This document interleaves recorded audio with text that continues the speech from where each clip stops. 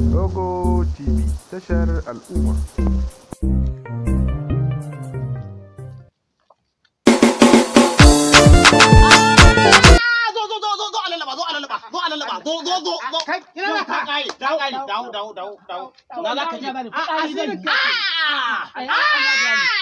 Ai nan fitsari nake so na yi. Ina yin fitsari ka san katanga ta da Allah ya saukar da.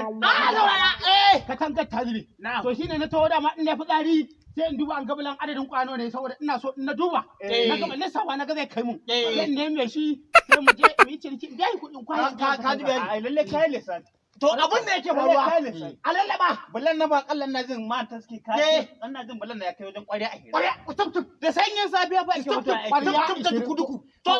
da na muduka ina jin ka adda ta ci wannan bulo na da ta a lallaba mai amalanke ne yake zuwa yana kwasar jikin bulan nan ashe na muduka ne wannan iya ta yi dan ƙwarya ni ne na magana ta bulo ba alalaba ya ne ba za ka ɗauki bulo ba wannan ire taka ai an ƙware bin nan kwai dan tsaya kwai ta zai ni ba zai kwai ta zai wannan kirigo da dan girman Allah ka duba hankali ba to Allah na gode ka duba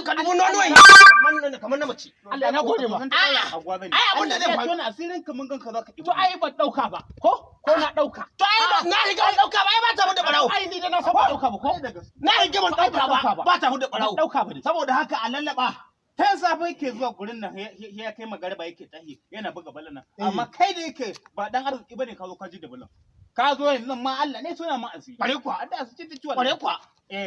yanzu dai a lissafa bullo tsabe biya ka kawai idan kuma da wani mataki da kake gani zai biyo baya to sai ai gani nake kuma ba zai fa biya ba fa yadda yake ruhe nan ga yake mana yin loda kawai magana mata kai haka magana lalle zan ka da ki haba kawai qur'ani